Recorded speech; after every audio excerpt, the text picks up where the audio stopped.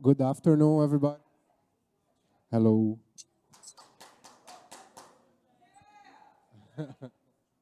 Good afternoon, everybody. My name is Leonardo Mattos. I'm from the People's Health Movement, and I'll be helping here together with Daniel to moderate this session today. We are going to discuss the upholding labor rights for strong public services, lesson from workers' struggle on health and climate.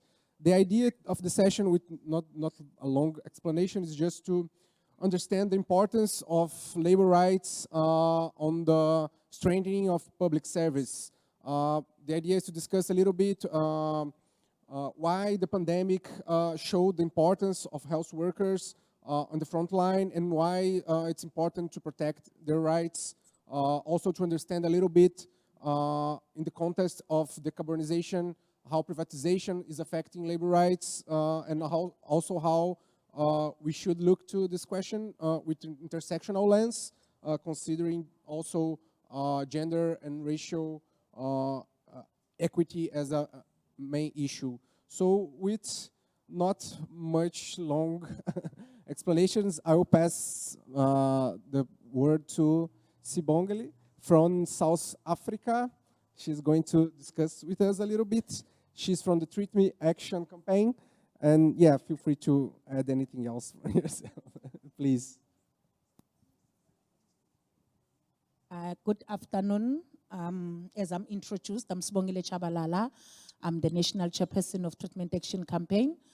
I'm a health activist, openly living with HIV. I've been in this struggle for so long. I even lost count. I will try to be a bit slower because I'm a fast speaker. So I will try to be slow.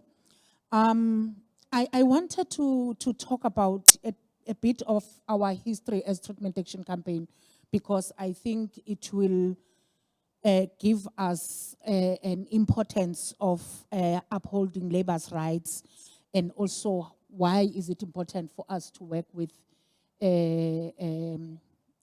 healthcare workers in our case, because I'll be focusing more on health because I'm coming from the health sector. Baune yesterday spoke about the case of Hazel Tau and how she was underpaid and how she was expected to use that minimum salary to buy medication.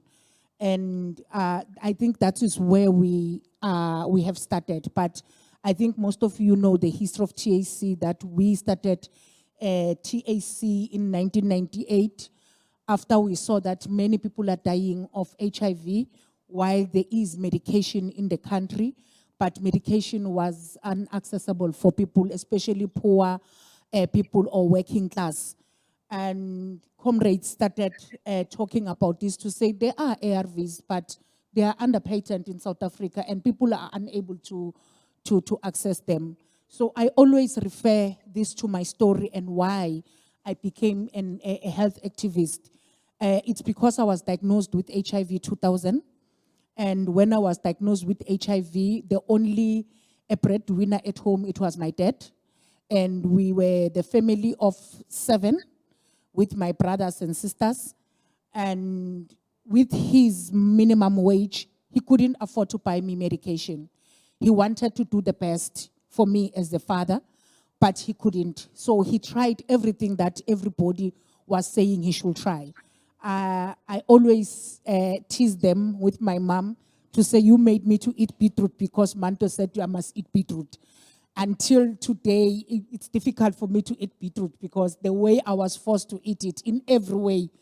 And garlic, unfortunately, garlic, I still like it, but beetroot, it's worse because it caused me diarrhea for several times. But that took us back to say, we struggled not because medication was not there. We struggled because the government decided not to fight for us, not to take decisions that will favor poor people on the ground. And that's where TAC started. But for us to understand everything about science, about constitution, we needed people like Fatima, who were lawyers, who were teaching us about constitution. We had healthcare workers who are doctors from MSF, who doctors from everywhere, who were teaching us about the science of HIV. So as people who were working on the ground and coming from poor communities without any sort of educational background that will take us or make us to be able to understand the science of HIV, but healthcare workers or workers at that time, because lawyers were workers, nurses and doctors are workers, so they assisted us. We managed to understand the science of HIV. We managed to understand why, how HIV works in our bodies, and also that assisted us to be able to fight for our rights. Hence today in South Africa, there's the highest rollout of ARVs, and everyone is taking credit out of that, forgetting that they were forced to do that. It's okay. That's the life of an activist. You always fight for something and somebody takes a credit. It's always like that. But I want also to talk about, in our struggle there, workers were not sitting back. We were partnering with unions like COSATU, who were coming and supporting the work that we were doing. And not supporting us because they were not affected. I always say, you know, when you are a patient group from the side where I'm coming, always for me, I speak for patients, but not for healthcare workers. But all the time, I try to wear the shoes of a healthcare worker. Healthcare workers are coming from families. They have relatives. They are part of the community. And most of them are affected by everything that affects us as poor communities. So everyone, like for instance, in South Africa, we have 84% of our population that benefit from the public healthcare sector. So what does that tell you? It can tell you that everyone who's working can manage to buy health. So most of healthcare workers are affected by the issues that are affecting us. But the perfect example or perfect scenario that happened during COVID, it showed us how important workers are, especially public healthcare workers, because they went all out through all the difficulties that they were facing. All of them, they were dying. It's difficult to lose a co-worker. And you wake up the next morning, you are expected to put a smile in your face, you are expected to give services, and I can imagine how difficult it was. I've been speaking to a few of them, and they were telling me to say it was really difficult to wake up in the morning and going to work knowing that you might come back with COVID. You might come back and infect your family. You might go at work and you will be told that your co-worker has died. Sometimes you go into a ward, the patient you were assisting yesterday is no longer there. The person has died. So emotionally, it's draining to them. And what we have found out is that there is not much support to healthcare workers, which it's unfair. A few months back, there was a huge strike in South Africa where NEHAO was striking. Yes, as activists, we came out to say, we support what is happening. We supported the strike of healthcare workers, but we don't support the way they are doing things. But on the other hand, we understand why they are frustrated. You can't expect somebody to go to work and you are not paying that person enough. When I was preparing for this conversation, as I was reading some of the things, I found out in 2022, our government ministers, they got a raise of more than 10%, but they are unable to give healthcare workers and public workers a mere 10% wage, and they were fighting only for 7%, but it took them 2 years to negotiate. It's only now, early in April, when they negotiated to say they will provide that 7%. Mind you, that 7%, it won't go to a worker, all of it, because it will be taxed. It will be taxed. By the time it gets to your hands, it's nothing. And also, you know, we are not talking much about what is happening in our neighboring countries. I want to pick up on Zimbabwe. Zimbabwe healthcare workers are expected to work so much. And a few weeks back, the Zimbabwean government was talking about they will illegalize all the recruiters that are recruiting healthcare workers from Zimbabwe, which is so unfair because they are not paid adequately in Zimbabwe, and they are expected to provide services. And at the end of the day, they can't even feed their families. So that is unlawfully, that is so, it's so oppressing because their rights for freedom or to go anywhere and work, they are infringed by the Zimbabwean government. So what can we do as activists? And what should we do? I think we have lost touch with labor sector. And we thought that labor sector and activists are two different parties, of which that is not the case. We need to revive that conversation, that relationship with the labor sector. We need to strengthen solidarity and alliances. We need to renew strategies of collective partnership and be able to raise these issues that are affecting communities and workers on the ground. We need also to restore and bargaining the power of people on the ground, because as divided, we will fall, but united, we will win. So I will stop there for now and wait for conversation to roll. Thank you.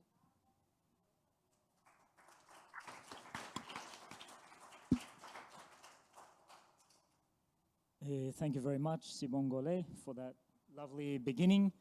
We're going to move now to our comrade SungHee, International Secretary for the KPTU, is internationally one of the affiliates of the ITF. I'm here from the ITF. I think she's going to give us a wonderful demonstration of why labor unions are also health activists, are also directly involved in concrete activism around public health, but also, I think, the issue of climate change and the climate catastrophe. So, SungHee, can you hear us okay? Yes, yes. Okay, please continue. Thank you. I cannot share my screen here, so...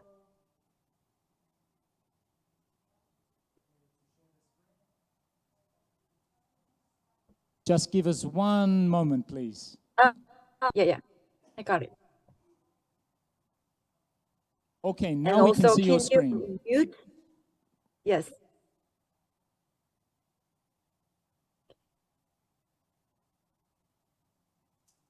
Okay, thank you for having me today. Can you mute your sound? Because I keep hearing my voice from the venue.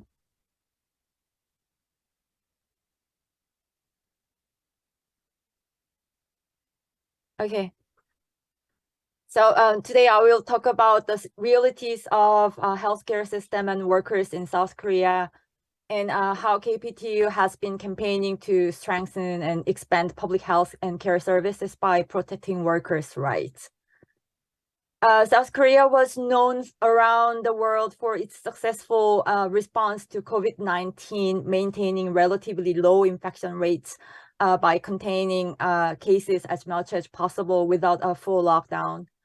However, this approach was a policy that stemmed from South Korea's poor public healthcare system.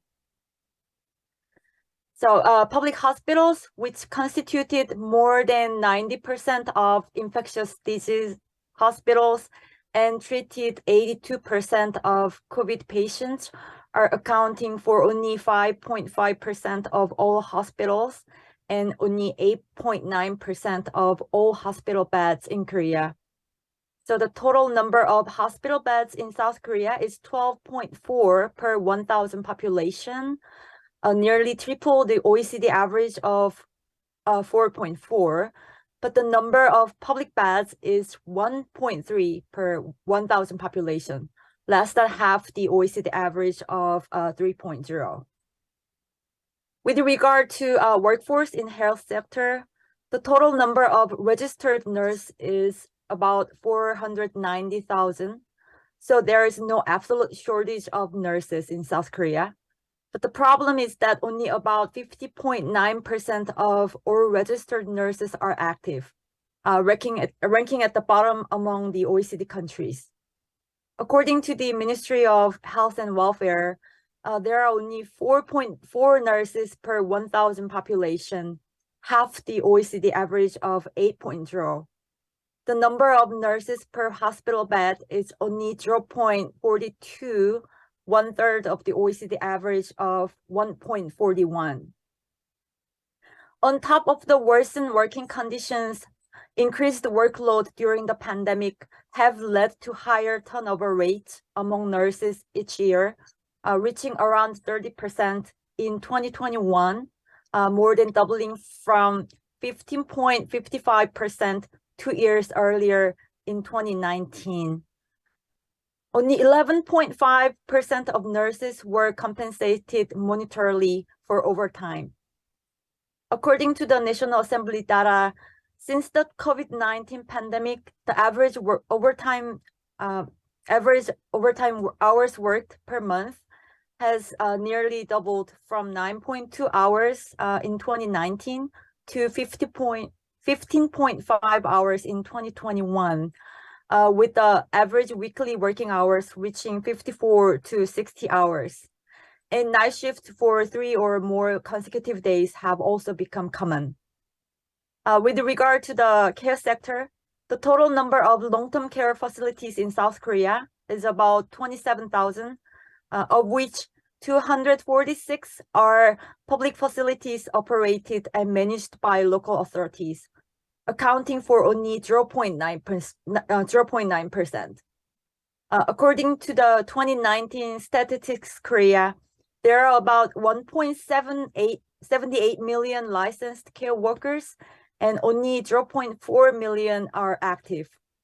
The nominal wage for care workers is $900 per month, which is 68% of the statutory minimum wage of $1,320 per month.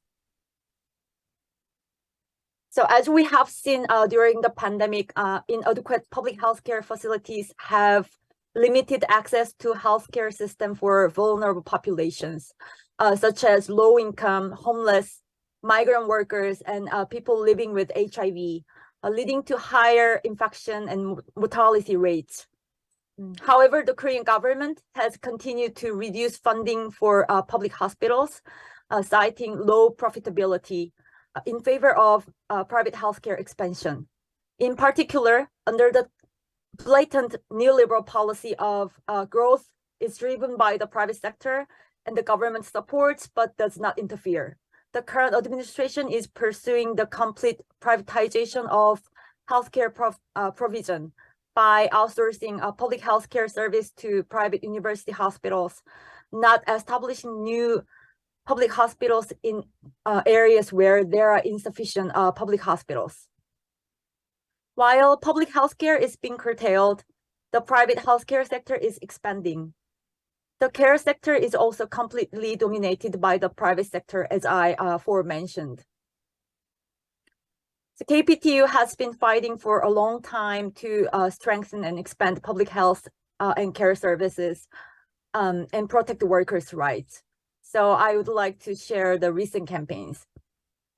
While KPTU demanded social dialogue with the government to improve working conditions and wage, as well as for sufficient funding from the central government to expand public health care, in 2021, KPTU launched a campaign to legislate Human Rights Act for nursing staff, which states provisions for expanding and training nursing staff, and appropriate nurse-to-patient ratio, establishing staffing standards for infectious wards by severity, and imposing penalties on non-compliant healthcare institutions. Nurses have left hospitals due to emotional and physical burnout, heavy workload, and poor working conditions such as shift work, little or no paid leaves due to understaffing, low wages. This in turn worsened the quality of healthcare service. So we carried out various activities, including press conferences, policy debates, and parliamentary debates to put pressure on the National Assembly and the government to legislate adequate nursing staffing levels. In the second half of 2021, we launched an online petition campaign with healthcare organizations for the Human Rights Act for nursing staff to be introduced in the National Assembly. In October 2021, the act was introduced as we succeeded to collect 100,000 signatures in support of the legislation. However, the National Assembly delayed the legislative procedure. So in July 2022, we launched the Citizen Action for Patient Safety and Legislation of Nursing Staffing Standards with 28 civil society organizations. And the Citizen Action is carrying out various campaigns to ensure the speedy discussion and passage of the act in the National Assembly. So in the upcoming months of May, KPTU Health Division is preparing for a massive nationwide campaign on May 30th to call the National Assembly to pass the Human Rights Act for nursing staff, starting with a May Day strike on May 1st, followed by International Nurses Day campaign on May 12th. You can see additional demands from KPTU Healthcare Division in the slide. Since the beginning of institutionalization of care in the early 2000s in South Korea, care sector has been shaped and grown by private initiatives. Such privately led care is not only undermining workers' rights, but also limiting people's access to care and creating inequalities. In addition, private providers who prioritize profitability often excluded or shunned less profitable or less demanding services from their services. So for these reasons, KPTU has made efforts to change the private-centered structure of care service provision in South Korea. So despite intense opposition from private providers and a conservative party, with various allies, KPTU waged a campaign featuring various activities, including press conferences, policy debates, on-site testimonial hearings, and rallies. Thanks to the strenuous efforts, in 2021, the Act on Social Services was introduced and was enacted in the National Assembly. So based on this act, public agencies for social services has now been established in all 17 metropolitan cities and regions in South Korea. So 16 PASS centers out of 17 have trade unions, and unions have secured paid sick leave, travel allowances, and other similar benefits for their members through CBA negotiations with the management of the PASS. In some PASS, union leaders and employers have formed a joint board of directors to ensure democratic governance. According to a September 2022 survey by the PPIP, KPTU's research unit, 88.1% of care workers in the PASS believe that PASS has a positive impact on community care service. And 53% of them believe that the quality of care service is better than the private sector. And overall job satisfaction is high, but satisfaction with wages and benefits was relatively low, indicating that these are areas for improvement, requiring more funding from the central government. The creation of the PASS system is significant mainly for the following reasons. as you can see in the slide, like significant strengthening public control and social value of care services and so on. So recently, KPTU jointly published a policy brief entitled "The Municipalization of Care Service Providers in South Korea" with Public Services International. And you can find the relevant article about the policy brief on the PSI website if you're interested. However, the PASS system is being at risk due to political reasons. Since the June 2022 local elections in South Korea, many local government mayors, including Seoul, has changed to a conservative party.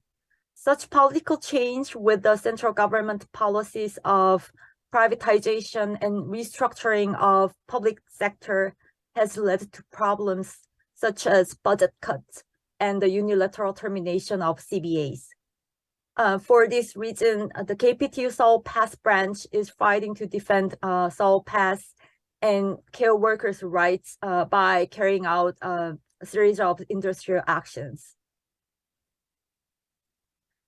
The unprecedented COVID-19 pandemic has shown how a climate crisis is linked to a health crisis. As a result of the climate crisis, new infectious diseases will break out more frequently and severely, and climate disasters such as heat waves, floods, wildfires, and hurricanes will also occur larger and more frequently. The role of public healthcare system in responding to these climate disaster crises will continue to increase. Therefore, public healthcare for all are essential and must be enhanced. In order to strengthen the public healthcare system, it must include the participation of trade unions and workers' representatives in the policy-making process. In solidarity with allies, KPTU will fight to defend a public healthcare system and achieve a just transition with a pro-public approach. As a part of such KPTU's efforts, we organized an international trade union forum for climate justice and systematic change in September last year with KCTU, our national center, and other international trade unions, including GUT, Brazil, and other civil society organizations. Also on April 14th this year, KPTU joined nearly 300 labor and climate justice organizations in a climate justice strike of 4,000 participants calling for a pro-public just transition. In order to raise awareness of the importance of public value of public services, including healthcare, and to spread public goods approach in the society and build alliances within the civil society and trade union movement, KPTU also launched the first issue of The Future is Public, a biannual magazine in March in both Korean and English with PPIP, KPTU's research unit. PSI also, wrote an article to introduce the magazine on its website. So if you're interested you can find an article regarding this publication on the PSI website. So finally, KPTU will continue to work with global allies across borders to expand and strengthen the public value of public services and to defend workers' rights in the public services. Thank you for listening.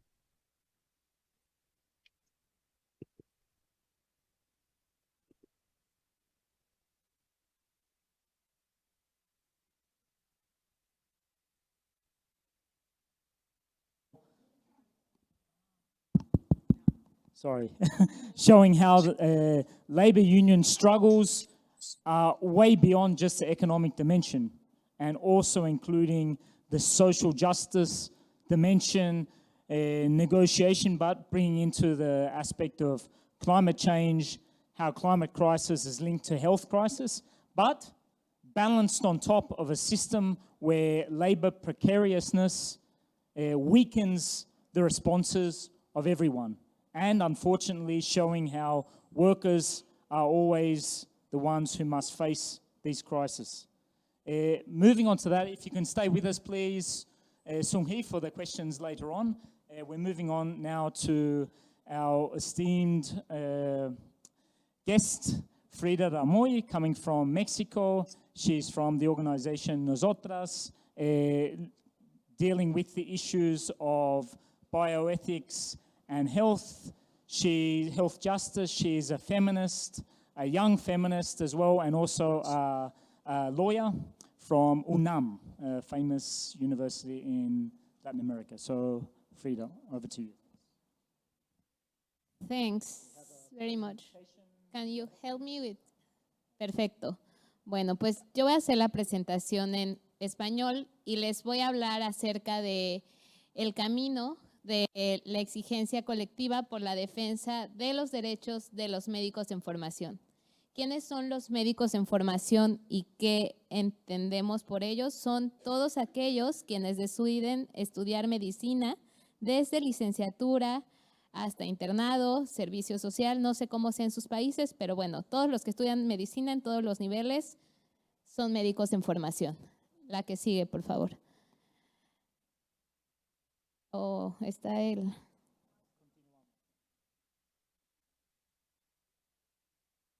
Me voy a enfocar en estos 4 puntos. 1, ¿quiénes somos? El colectivo de médicas y médicos en formación. 2, ¿cómo nos organizamos? 3, ¿cuáles son los desafíos que se enfrentó el colectivo durante la pandemia de COVID-19? Y 4, los desafíos que nos estamos enfrentando por otras pandemias.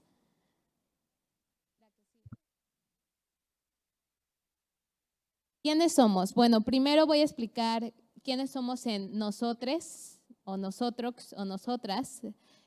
Nosotrxs es un movimiento político conformado por ciudadanos que exigimos el cumplimiento de nuestros derechos. Nos enfocamos en combatir las desigualdades propias de los determinantes sociales, económicos, jurídicos, ambientales que están en nuestro país. Y también combatimos la corrupción a través de las diferentes causas que impulsamos desde Nosotrxs. Dentro de Nosotrxs, una de las causas que impulsamos es la causa de salud y bienestar. Y ahí es donde entra el colectivo de médicas y médicos en formación. ¿La que sigue? Y bueno, el colectivo Médicas y Médicos en Formación, y de ahora en adelante solamente voy a decir colectivo de médicas en formación. ¿Por qué? Porque en México más del 70% de quien estudia medicina son mujeres. Entonces voy a hablar en plural femenino porque somos más mujeres las que deciden estudiar medicina en nuestro país. Así que el colectivo Médicas en Formación está conformado por las principales organizaciones de estudiantes de medicina de México, desde los que están estudiando la carrera de medicina hasta los que ya están haciendo su internado, su servicio social o sus especialidades o residencias médicas. En total, podríamos decir que el universo de las médicas en formación es de casi 200,000 actualmente, así que somos muchos quienes deciden estudiar medicina, aunque bueno, yo me subí al barco y digo, estoy hablando como si yo fuera médica en formación, pero pues no lo soy. Yo estudié Derecho, pero ya llevo un tiempo acompañándoles. La que sigue, y pues nuestro lema es por los derechos de las que estudiamos medicina. Siguiente, por favor. ¿Y cómo nos organizamos? Dentro de Nosotrxs, que es la organización de la que yo vengo, nosotros usamos una metodología que es muy famosa, a lo mejor y la conocen, es la metodología de exigencia de derechos de Marshall Ganz. Marshall Ganz es un profesor y activista de la Universidad de Harvard, que fue un gran impulsor de los derechos sociales, económicos y laborales en Estados Unidos, y su metodología ha sido aplicada por todo el mundo. Y uno de los fundadores de nosotros, en un encuentro de activistas hace muchos años, en el 2008, se inspiró en una organización brasileña que se llama Nosotrxs. Creo que a este encuentro no vino nadie de esa organización, pero ellos eran de los primeros en Latinoamérica que estaban usando esta metodología y pues la adoptamos. El fundador de Nosotrxs se fue a Harvard a aprender directamente con Marshall Ganz acerca de la metodología y conoció a otras organizaciones que a través de estos sencillos 5 pasos pues van acompañando diferentes movimientos sociales de todo tipo de causas en todo el mundo. No voy a ahondar en eso porque de eso no es la plática de hoy, pero me parece importante que lo tengan presente. La que sigue, por favor. Y bueno, ahora para entrar en materia, ¿cuáles son los desafíos a los cuales se enfrentaron quien estudia medicina en México? Pues yo creo que fueron desafíos muy similares a los que se enfrentaron todos los profesionales de la salud en el sur global y también en otras partes que no son del sur global, ya que pues la crisis del COVID-19 pues exacerbó las inequidades propias por las desigualdades estructurales que hay en nuestros países. La que sigue. Y antes se me pasó decir que el colectivo Médicos en Formación se conformó justo en enero de 2020, cuando apenas iba a empezar la pandemia. Entonces, apenas nos estábamos formando y estábamos haciendo músculo, así le decimos en México, estábamos fortaleciéndonos. Cuando llega la pandemia y nos empiezan a llegar un montón de testimonios a través de nuestras diferentes redes sociales y nuestras diferentes formas de contacto, donde los estudiantes nos decían que, por ejemplo, voy a leer uno, soy médico residente y es lamentable que aun cuando habemos personas enfermas, nos están haciendo venir a trabajar. A pesar de la situación, no nos dan insumos necesarios, no tenemos siquiera un cubrebocas digno y exponemos a nuestros compañeros un contagio y a nuestras familias. Así nos llegaron cientos de mensajes y es cuando pues empezamos a organizarnos y lanzamos una encuesta nacional de qué estaba pasando con los médicos en formación relacionado con la pandemia en México. La que sigue, por favor. Y la contestaron 4,670 médicos en formación en marzo y abril del 2020, cuando apenas estaba iniciando la pandemia. En las siguientes diapositivas les voy a mostrar algunos de los resultados que tuvimos, pero fueron resultados tan aterradores que decidimos volverla a hacer el siguiente año, 2021, cuando todavía la pandemia pues seguía siendo un tema grave en México. Así que la volvimos a hacer y los resultados mejoraron un poco, pero aún así las condiciones a las que se enfrentaba este sector eran muy complicadas. Y también la segunda encuesta que realizamos, sumamos a la Asociación Nacional de Estudiantes de Enfermería para también tener un poco de data acerca de cómo la habían pasado las enfermeras y los enfermeros en México. La que sigue, por favor.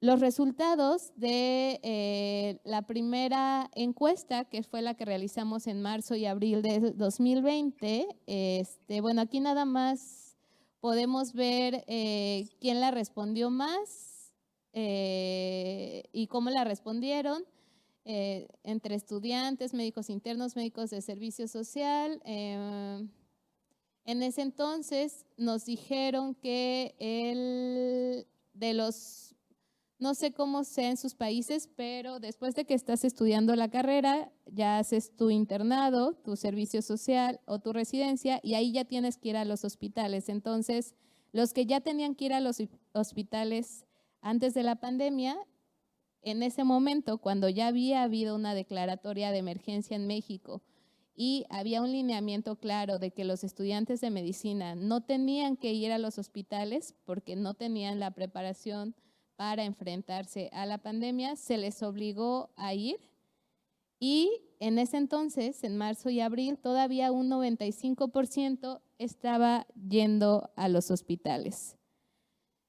La mayor parte de los que contestaron esta encuesta trabajaban o estaban haciendo sus prácticas en hospitales públicos que pertenecen al Ministerio de Salud de México y al Instituto Mexicano de Seguridad Social, que es una de las grandes instituciones de salud pública de nuestro país. La que sigue, por favor.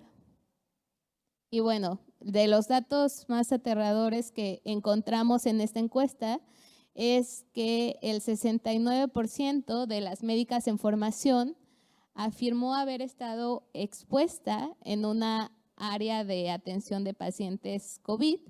¿Y por qué se sentían expuestas?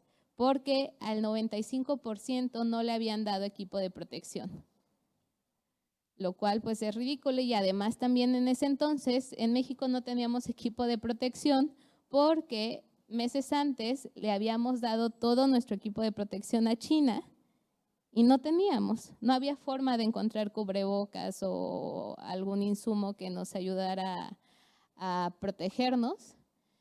Y pues ni siquiera ni la universidad ni el hospital se los otorgaba, así que estuvieron muy expuestas. Y también el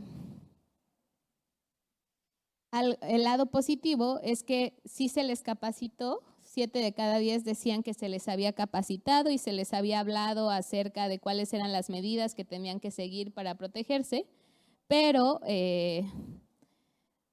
por otro lado, sí tenían la capacitación, pero no tenían los insumos y tampoco había los ventiladores o otro tipo de requerimientos que necesitaban para atender a los pacientes y hacerle frente a la pandemia, así que pues sabían qué hacer, pero no tenían los recursos para hacerlo. La que sigue, por favor. Y después de eso, un año después, en el 2021, volvimos a hacer la encuesta. Ahí tuvimos más de 6,000 respuestas de todo el país. Todos los estados de México estuvieron representados. Y ya para ese momento, ya solamente, bueno, también era muy alto, pero solamente al 67.75% le había negado el equipo de protección, a diferencia del año pasado, que al 95% le negaron el equipo de protección. Y fue un comportamiento similar con los estudiantes de enfermería, ya que a ellos también no se les había dado equipo de protección para poder hacerle a la pandemia. Y fue a partir de la muerte de un médico en formación de la Universidad Nacional Autónoma de México cuando el gobierno empezó a tomar acciones, y ahí es cuando ya los retiraron de los hospitales, pero fue un año después.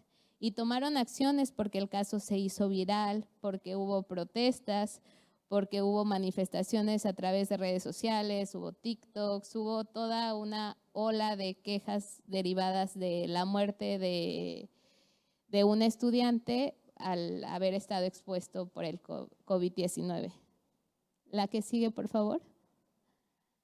Y bueno, también en la encuesta del 2021 les preguntamos si habían recibido la vacuna COVID, y aunque ellos estaban en los hospitales, no se les dio la vacuna, pero sí a los médicos adscritos y a las personas de mayor jerarquía dentro de las instituciones de salud, y a ellos no. ¿Por qué? No lo entendemos, pero no se les dio. Entonces, en un inicio tuvieron que esperar hasta que llegara nuestro rango de edad, porque en México fueron vacunando primero profesionales de la salud, después profesores, aunque nadie volvió a clases, pero así fue, después profesores, y después íbamos por rangos de edad. Así que pues los que estaban dentro de los 20, 35 años, fuimos de los últimos que nos vacunaron, y a este sector pertenecían los médicos en formación, así que seguían estando expuestos aun cuando seguían en los hospitales. Y pues más del 50% consideraba que en caso de que se contagiaran no iba a tener ningún tipo de apoyo ni de su universidad ni de su hospital. La que sigue, por favor. Entonces, en resumen, los desafíos a los que se enfrentaron las médicas en formación son precarias condiciones laborales, jornadas extenuantes de trabajo, salarios bajos, porque sí reciben un salario, pero pues es muy bajo y se gastaban todo en comprar equipos de protección. No había equipo de protección personal, tenían una mayor carga del trabajo de cuidados las mujeres, porque pues no solamente cuidaban a los pacientes, sino pues les tocaba cuidar a los familiares en su casa, así que muchas médicas en formación en ese entonces desertaron y dejaron la carrera o la pausaron porque no podían con ambas cargas del trabajo de cuidados. Y uno medio remunerado y otro pues no remunerado. Y también pues hasta la fecha hay una falta de mecanismos de exigencia para el cumplimiento de sus derechos y no hay canales claros para que cuando se les violenten sus derechos a quien estudia medicina, pues puedan hacer algo al respecto. La que sigue, por favor. Y también, bueno, además de hacer esta encuesta y de tener todos estos datos y de acompañarles, hicimos una campaña para recolectar fondos para poder comprar equipo de protección. Juntamos, pues no lo que hubiéramos querido, pero logramos entregar 11,000 caretas de protección facial y 2,000 mascarillas a los médicos en formación del centro del país. La que sigue, por favor. Next one. Y bueno, esos fueron los desafíos que enfrentamos con el COVID. Después de eso, 2022, pues ya el panorama pintaba un poco mejor, pero pues no es la única pandemia a la que nos enfrentamos en México. En México hay una pandemia de violencia y violencias de diferente índole. Violencias sexual, psicológica, inseguridad. Entonces, también es una de las pandemias que está afectando de forma considerable a este grupo. Y bueno, no solo a este grupo, pero hoy vengo de hablar de eso. Y en la encuesta también les preguntamos sobre eso, la que hicimos en el 2021. Y ahí el 40% de quien estudia medicina reportó haber sufrido acoso sexual alguna vez durante su formación y el 40% también reportó haber sufrido agresión hacia su persona de cualquier tipo. Ahí en esa encuesta no lo hicimos de forma tan detallada como sí lo hicimos en la encuesta que lanzamos en el 2022, pero pues ya esos datos eran datos de alarma que nos hicieron pensar que teníamos que hacer algo más. Y de los que reportaron que habían sufrido acoso, pues sí, la gran mayoría de las que sufren acoso son las mujeres, que es casi un 70%. La que sigue, por favor. En esta gráfica pueden ver el porcentaje de estudiantes que han sufrido acoso en su formación. El color rojo son las mujeres, el color azul son los hombres y están divididos por etapa formativa de cómo van estudiando medicina. Si se dan cuenta, pues las mujeres son las que más sufren ese tipo de violencia. La que sigue, por favor.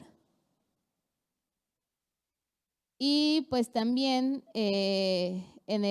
a finales del 2021 y a inicios del 2022 hubo varios casos paradigmáticos y que cambiaron un poco la agenda de asesinatos hacia médicas pasantes de servicio social y médicos pasantes de servicio social por temas de inseguridad o feminicidio o acoso. O sea, empezaron a sonar varios casos y los fuimos mapeando y los fuimos acompañando. Y después, las que sigue, por favor. Y pues identificamos diferentes problemas, como son problemas de inseguridad.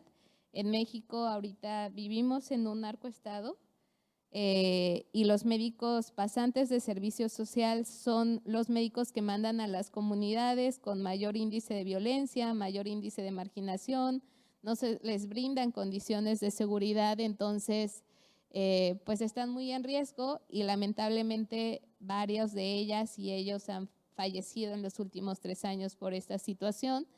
También las becas son insuficientes, no tienen un acompañamiento y seguimiento en los campos clínicos en los que laboran y pues sufren violencia dentro por parte de sus compañeros de mayor jerarquía o superiores y también pues es un sistema que es muy arcaico porque desde hace 40 años no se renueva a las necesidades que hoy tienen quienes estudian medicina. La que sigue, por favor. Y pues a través de la metodología de exigencia de derechos, nosotros como colectivo identificamos algunos puntos álgidos que teníamos que impulsar para hacer una transformación estructural y que no se quedara solamente con informar acerca de que las cosas están mal, sino ayudarles a organizarse. Y en julio del 2022 consolidamos una asamblea con médicas y médicos en formación de todo el país para que entre ellas discutieran cuáles eran los problemas focales en los que teníamos que trabajar y nos dividimos por mesas de trabajo. Después de que ya teníamos esas mesas de trabajo, organizamos junto con el Poder Legislativo de nuestro país un foro en el que se invitó a autoridades de alto nivel, autoridades educativas, a sector privado para que se sentaran con los estudiantes y discutieran acerca de las problemáticas. Después de ese foro surgieron algunos grupos de trabajo para revisar el marco regulatorio existente y hacer cambios en las legislaciones de México relacionadas con las personas que estudian medicina en nuestro país. Y pues ahorita estamos en ese camino, seguimos en reuniones con las comisiones de salud y la Comisión de Trabajo Social, tanto de la Cámara de Diputados y Senadores, que son quienes conforman el Poder Legislativo en México. La que sigue, por favor. Y bueno, también aquí lo dividimos por etapas, actividades, objetivos, y esto solamente lo incluí para que vean cómo lo trabajamos con los chicos. Esta es la metodología de exigencia de derechos, entonces siempre repetimos el mismo ejercicio para que sean ellas y ellos quienes determinen cuáles son los pasos siguientes y nuestro rol solamente es de acompañamiento y de tender puentes tanto con medios de comunicación, con otro tipo de actores que podrían ayudarles a impulsar aquello que consideran que es primordial. La que sigue, por favor. Y bueno, también les acompañamos cuando hay que protestar porque hay momentos donde no nos tenemos que quedar callados y las imágenes que están viendo fueron derivadas por el asesinato de un pasante del norte del país de México por una persona que trabajaba en el narcotráfico, llegó, no lo quiso atender y le disparó en la cabeza. Le faltaban 15 días para acabar su servicio social al pasante Eric. Entonces hubo protestas en todo el país y nosotros les acompañamos en todas esas protestas, les acercamos a los medios de comunicación, les acercamos a bufetes jurídicos gratuitos, acompañamiento psicológico, porque los médicos pasantes tienen miedo y lo único que a veces necesitan es ser escuchados y saber que alguien está ahí. Y pues ahí estuvimos, esa fue una marcha en la Ciudad de México, pero hubo marchas en 2 estados a la par por el caso de Eric. La que sigue, por favor. Y bueno, y después de eso salió por todos lados en diferentes medios de comunicación notas relacionadas con lo que estaba pasando y esto nos importaba mucho que pasara porque si uno le pregunta a cualquier persona en México acerca de cómo crees que la pasan los médicos en formación, nadie piensa que la pasan tan mal porque hay que reconocerlo, sí son un sector privilegiado dentro de quien estudia en la universidad, pero aun cuando son privilegiados, padecen muchas cosas Y hasta que uno no escucha sus historias, no se da cuenta de la dimensión del problema. Y no sé en sus países, pero en México, quien estudia medicina es quien sostiene el sistema de salud público. Son ellas y ellos, y el personal de enfermería también, quienes están ahí dando la batalla todos los días, y además porque son mano de obra barata para el Estado, entonces, pues, y no se les da reconocimiento que debería. También dentro del colectivo impulsamos la creación de un podcast, así que pues nos hemos enfocado a tratar de sensibilizar a la población en general acerca de lo que se enfrentan. La que sigue, por favor. Bueno, pero antes ahí había una fotografía de que esto no es nuevo. Hace 58 años hubo un gran movimiento en México de médicos en formación que protestaron por mejores condiciones laborales, por mejores condiciones de seguridad, por tener insumos, por tener todos los recursos que necesitaran. Y 58 años después seguimos en las mismas. Entonces, esto no es un movimiento nuevo. En ese entonces se le llamó a la revolución de las batas blancas y hoy nosotros en México decimos que la revolución de las batas blancas ha regresado y está regresando con más fuerza porque nos estamos organizando y porque también ahorita tenemos la gran ventaja de contar con redes sociales y con otro tipo de recursos que nos permiten tener un mayor alcance que antes pues no se tenía. Y pues hemos tratado de llegar a los médicos y las médicas en formación de todo el país a través de diferentes medios. Tenemos un blog en Medscape. Medscape es el principal sitio web de consulta de medicina en México y Medscape también está en varias partes del mundo. Entonces nos dieron un espacio para que cualquier médico en formación pueda escribir acerca de sus problemáticas. También hemos hecho conferencias acerca de que conozcan sus derechos y obligaciones y el cómo pueden ir transitando a través de los mecanismos institucionales y jurídicos para que se les garanticen sus derechos. Nos hemos también enfocado en el tema de género y educación médica, porque como lo dije en un principio, son las mujeres quienes más estudian medicina y falta por completo una perspectiva de género dentro de las currículas. Y también el año pasado lanzamos la encuesta nacional de médicos en formación y pues ya cuatriplicamos el número de respuestas, cerramos con 14,760 respuestas y ahorita estamos preparando el informe para mostrar pues cómo están las y los médicos en formación en México. Hemos tenido reuniones con diputados, senadores, con secretarios de salud, con la Asociación Mexicana de Directores de las Facultades de Medicina del país. Entonces, estamos tratando de hacer incidencia desde diversos frentes para poder lograr con los objetivos que tienen las y los médicos en formación.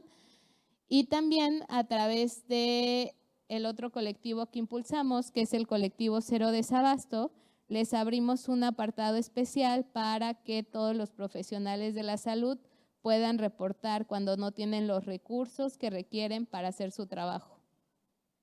La que sigue, por favor. Y pues nosotras estamos muy conscientes que esto no se va a resolver mañana. Este es un problema que seguramente va a tomar años, pero desde la organización, desde el colectivo, nosotras no vamos a quitar el dedo del renglón y pues lo que estamos pensando ya nos estamos organizando, es en la creación de un sindicato de residentes.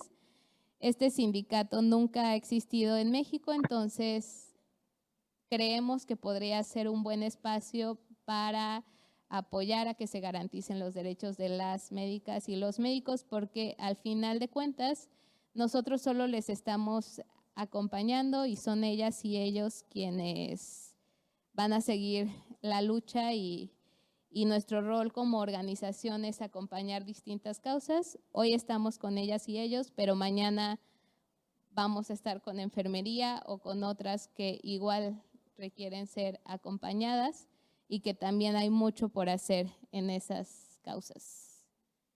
Y la que sigue, bueno, eso sería todo. Muchas gracias.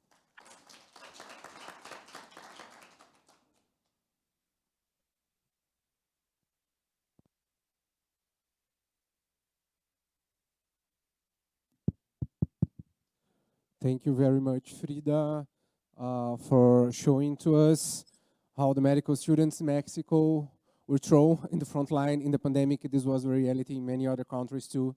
And yeah, I think what unites a little bit the experiences is that like we from the Global South faced many years and decades of neoliberalism and weakening of our public services and our public health systems. And then the pandemic not just called the health system, public health system to action, but threw the health workers in the most difficult conditions without proper dignity and rights. But on the other side, this also pushed for a lot of struggles in all the places here in Brazil as well. We had a very beautiful struggle from the nurses here in Brazil, part of them women and black women facing the most hard conditions in health service, and they managed to get higher salaries after a very beautiful struggle and after the society recognizing their efforts during the pandemic. So to open up the discussion, I would like to open for whoever wants to make any comments, any question, any remark. Maybe if we could put SungHee back on the screen, if it's possible. Please. Anyone?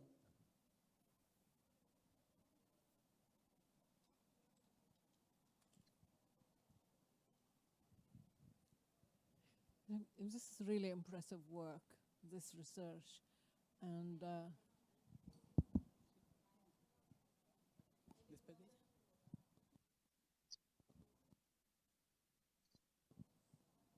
hello?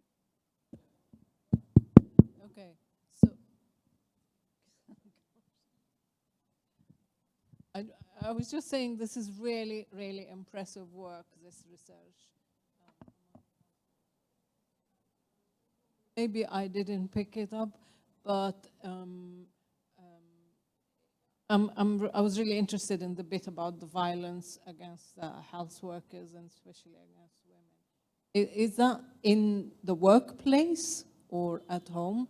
And did you find out why is this violence? Like, what's the underlying causes of this violence?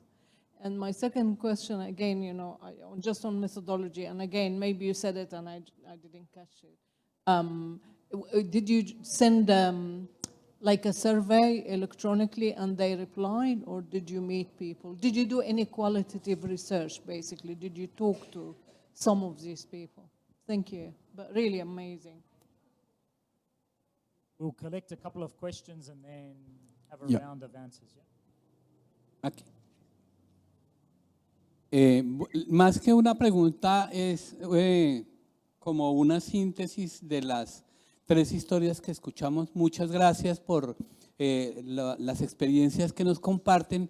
Y es lo siguiente, la OMS tiene una definición de salud que es biomédica exclusivamente y que es hegemónica, donde desconoce las condiciones sociales como una de las causas principales de la enfermedad y responsabiliza a las personas de que se enfermen.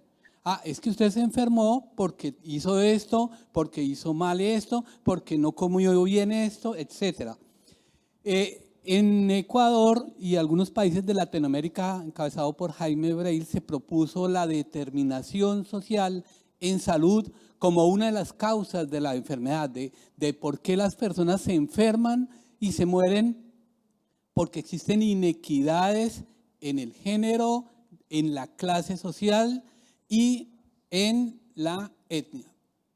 Y eso se resume muy bien en las historias que ustedes nos han contado, ¿sí? Entonces, quería resaltar esa parte porque, digamos que a veces, vuelvo y repito, la definición biomédica facilita o favorece más bien la medicalización de la vida y creemos que con antipalúdicos vamos a acabar la malaria o con vacunas contra el COVID vamos a acabar con el COVID. Y eso no es así. Debemos corregir estas inequidades que ustedes nos han presentado en sus conversaciones, ¿vale? Sin embargo, ¿por qué es difícil esto? Porque lo decía Rudolf Virchow, la medicina es una ciencia social, no es una ciencia biomédica, es una ciencia social y la política es medicina a gran escala. Entonces, mientras ellos no cambien, es una propuesta bastante fuerte desde el enfoque político porque es muy allegada al marxismo. Tan es así que la OMS no asumió eso, a pesar de que esta propuesta de la determinación social salió primero, y acogieron fue la propuesta anglosajona que habla de los determinantes sociales de la salud. No, es que la pobreza es una de las causas de la enfermedad diarreica en los niños. Sí, pero ¿por qué uno es pobre? ¿Sí? Eso es lo que ellos no exploran y allá es que queremos llegar. Era ese comentario y nuevamente muchas gracias por sus historias. Yeah, thank you for your presentations. I think in our activists, sometimes we tend to focus a lot on the products, which actually it is important to have access to the products, but not necessarily also to the human capital and to the people who are, you know, providing care, etc. And there are the issues of economic immigration or migration today of healthcare workers. The hospitals in the UK are full of, you know, Kenyan and Zimbabwe nurses. There are more doctors today in France from Tunisia than in Tunisia. And it's not people who decided to go to Tunisia to do medical studies and to France to do medical studies and they changed their life or they got married and they decided. It is people who are young, trained in Tunisia for free, with public money, with taxes money, and as soon as they graduate, they go to France. Now there are more Tunisians in France, and especially with COVID, than in Tunisia. None of those who have been graduated last year, the year before, or whatever, stayed in the country. And we've seen with the US how hard is it to have a work permit, and during COVID, if you're a healthcare worker from whatever in the world, you're welcome to get a... So I think we need to address this issue in our activism, to work with the healthcare workers, to improve their work conditions. It is the salary, but not also the salary, having the resources, you know, to practice what you have learned in the university. When you learn things and you get in and you have 4 walls and that's it, and people, and you have nothing, you know, to practice your job, probably you want to evolve in your career and go somewhere.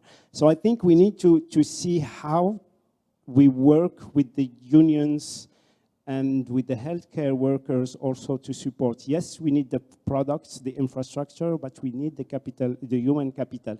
And as we discussed about extractionist industries, whatever, you know, on the mining, it is a kind of extractionism now when it comes to human capitals. It applies for healthcare workers, but it also applies for our sectors and for social workers and for people working on the NGOs. In ITPC MENA last year, we lost 2 young, brilliant people. They come from school, you teach them everything, they learn, they get, and then the Ministry of Health comes and they pick them. And you have to start with a new one. You can't pay somebody you afford to pay who is really a kind of senior or whatever.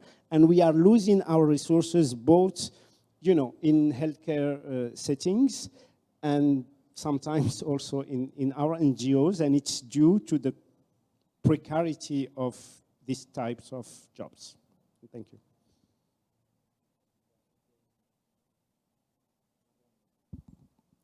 Okay.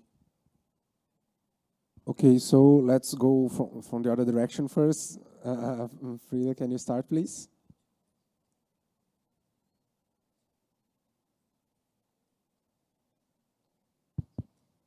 Bueno, no está quien me preguntó, pero ¿cómo hicimos la encuesta? Nosotros hicimos un convenio con la Asociación Mexicana de facultades y escuelas de medicina y ellos tienen los contactos de todos los directores y directoras de las escuelas de medicina, así que a través de ellas y ellos les mandaron un correo institucional con nuestra encuesta a sus estudiantes, así que eso nos garantizaba que de alguna manera sí eran estudiantes y es una encuesta que la mayor parte se hace un análisis cuantitativo, pero también ahorita en la última encuesta, la del 2022, ya empezamos a explorar el análisis cualitativo porque hicimos preguntas abiertas, entonces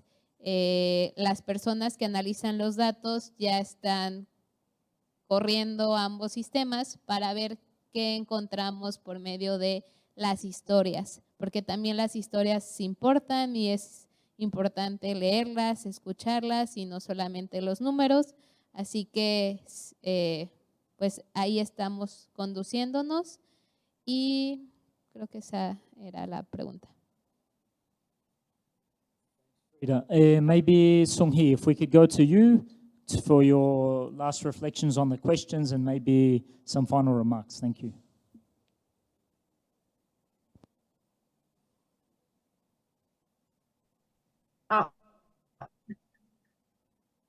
Could you hear me? No problem? Yes.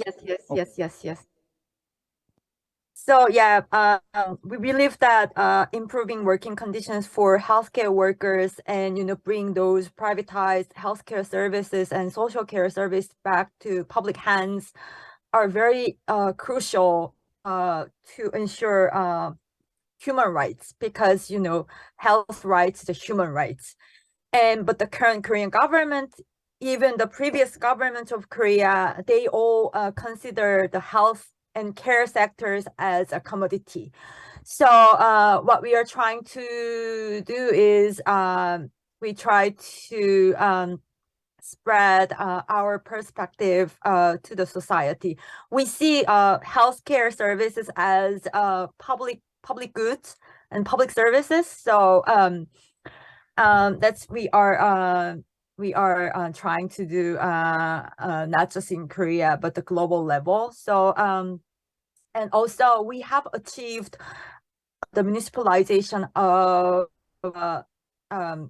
care service in Korea, but still 99% of care sector is dominated by the private sector, and private sector has been lobbying to the politicians and the government high ranking officials. So we will keep continuing fight against those market fundamentalism based approach to the public services, including healthcare services.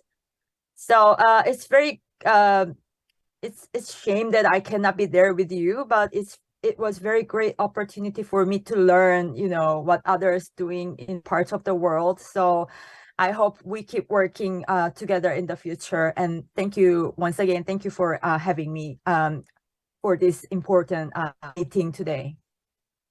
Thanks very much, SungHee. And it's a real shame that you can't be here, but I think we should give her a big round of applause. It's very late in Korea, so I think, yeah, thank you very much.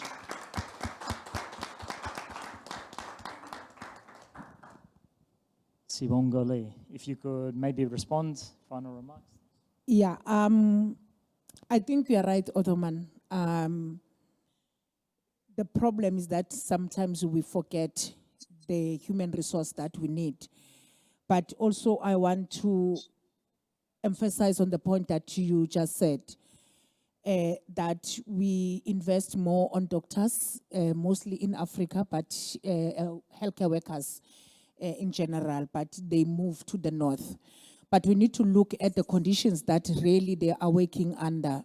For instance, in South Africa, they are not paid for overtime that they are working. And you can't expect someone to give you so much and you don't compensate that person fairly, and you expect that person to stay in the country.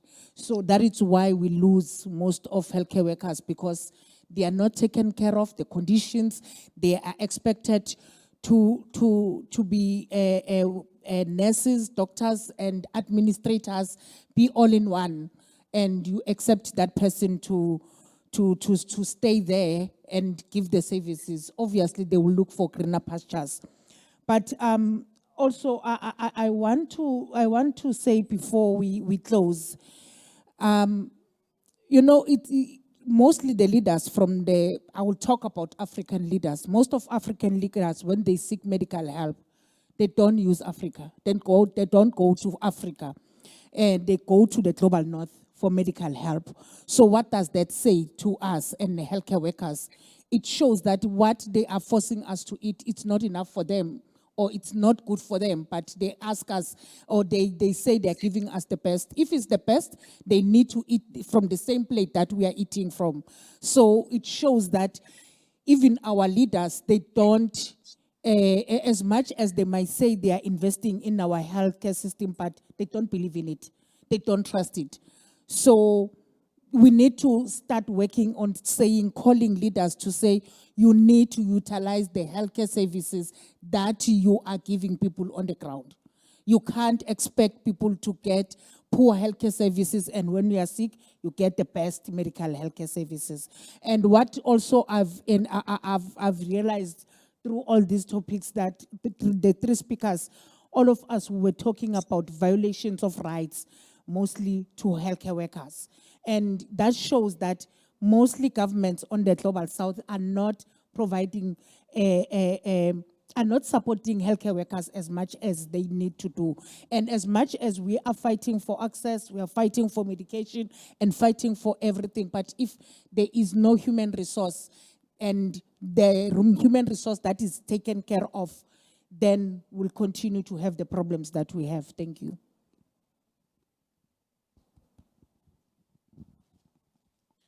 Any other question? Any other remark? So that's it. Thank you very much, everybody, for being here today.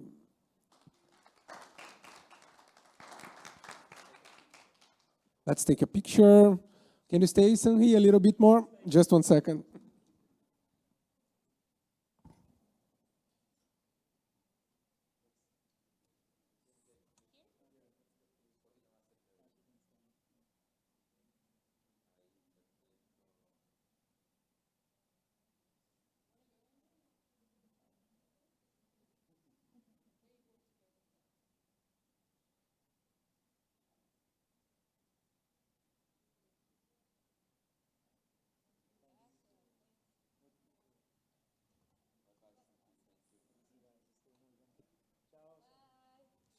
Hi, Bruno.